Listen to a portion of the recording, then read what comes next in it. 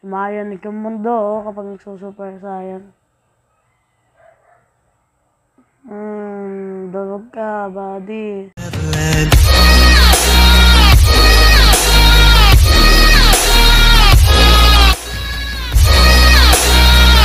Yo, what's up guys? So, I'm here again. So, ngayon, tutawan ko kayo kung paano nga ba mag-download ng Dragon Ball Xenoverse, no?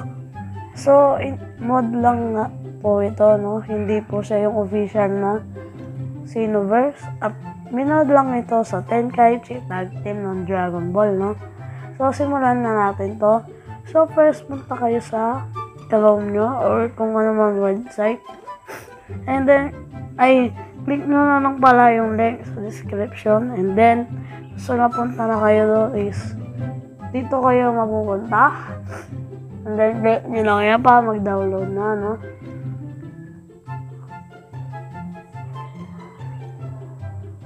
So, yung next naman, guys, wait lang, pause ko lang. So, yung next naman is, yung, shaders. So, wait lang. Cut. So, ayan guys, sa shaders naman. Click nyo lang yan para mag-download na rin. And then, yung next naman, ulit, yung mod. Para ma-mod yung Tenkaichi Tag Team sa Dragon Ball Xenoverse. So, kakat ko lang. So, dito na tayo sa isa, no? Ayun na nga, click nyo na yan para mag-download na. So, naka-indicate na yan sa description kung ano yung mag-download nyo dun. Ito, tatlo na to is nasa baba na. So, kakat ko na yung video kapag tapos na mag-download. So, guys, kapag na-download niya, is punta lang sa Z-Archiver, no? And then, punta kayo sa,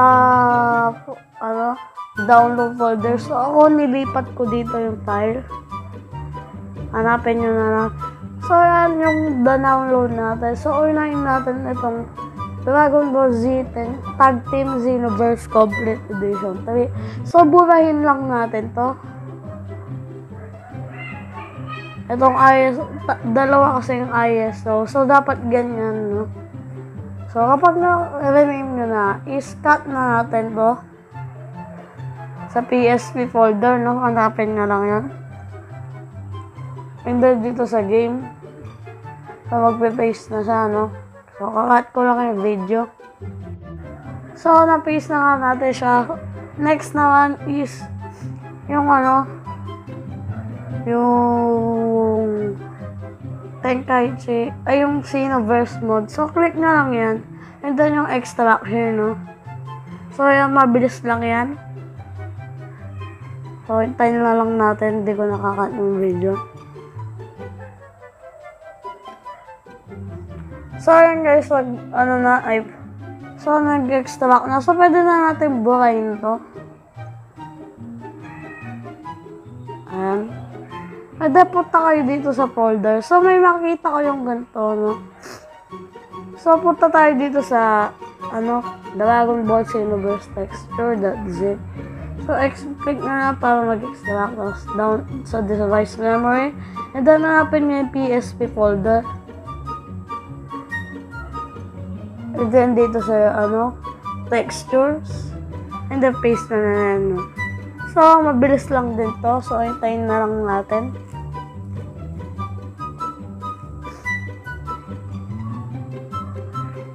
So, na-paste na. So, punta na tayo dito sa, sa folder natin. So, ako yung naggawa nito, guys.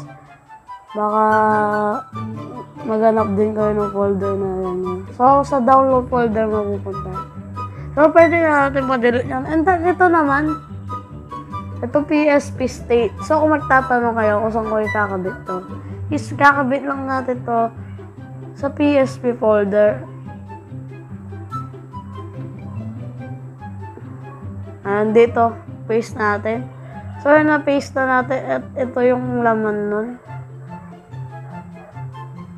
So, balik tayo doon sa folder na yan. Nasaan nga ba yung ito? Delete na rin natin yan. And then, dito naman tayo sa data. Click na rin nga para extract. No?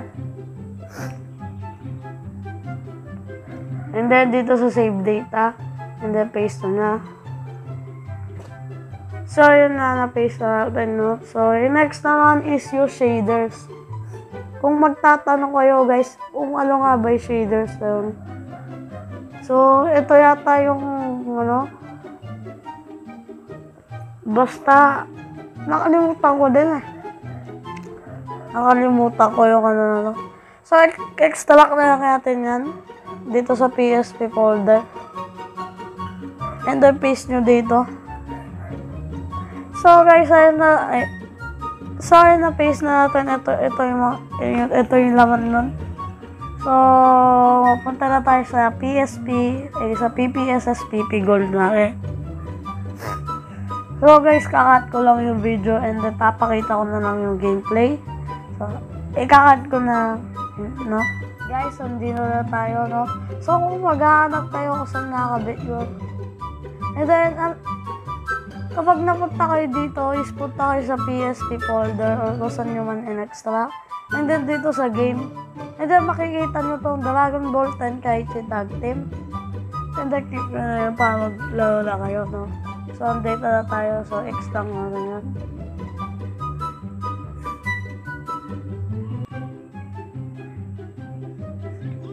So, kung makita yan, ayun yung Dragon Ball.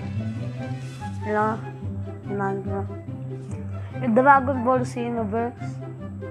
So, game start tayo and then dito sa click yung X pa mag-enter yung save data. So, and then, so, click na lang to guys. No? Itong back button sa, sa cellphone nyo. And then, click nyo to load state. Ayan, makita nyo to. So, ituturo ko sa inyo kung nasan nyo. Ito, click nyo yan. So, ayan na guys. Punta na tayo dito sa free battle. And then, dito. So, ito na nga guys yung mga character natin dito. Napakadami, no? Dito si Broly. Si, Vegito yata yan. Or Gogeta. So, Fusion. Si Boo. Ito di ko alam. Frieza. Goku. Trunks. Ito yung Fusion na Super Saiyan form na Goku at Vegeta. At madami pang iba dito. Ayan sila Cell. Si Bardock ba to? Patay niya. Si Raditz. Ayan. Si Yamcha. At si Gohan. Ayan. So, simulan na natin itong gameplay natin. Itong gamitin natin.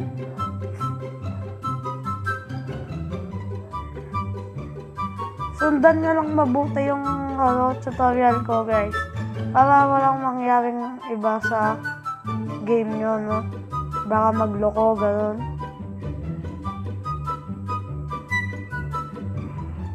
So, wait lang. Hanap lang tayo ng map.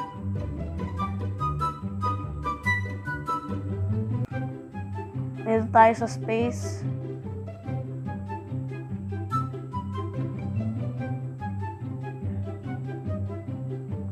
So, ayan nanonood na yun, no?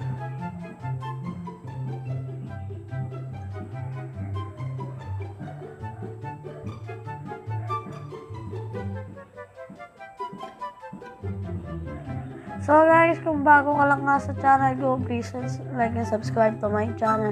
And turn on mo na rin ang notification bell para lagi kang updated sa mga i-upload ko. So, tulungan nyo akong makapabot to ng 100 subscriber yung channel natin. At maraming salamat nga pala sa pag-support sa atin. Bugbugan lang natin to, maguloy na to.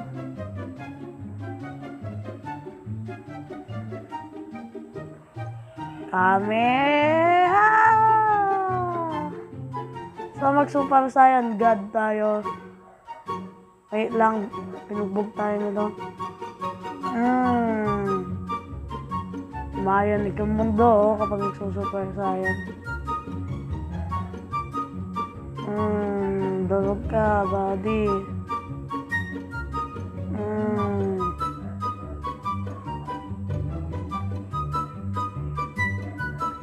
So, ulit. So, guys, hanggang doon na lang yung gameplay at tutorial natin.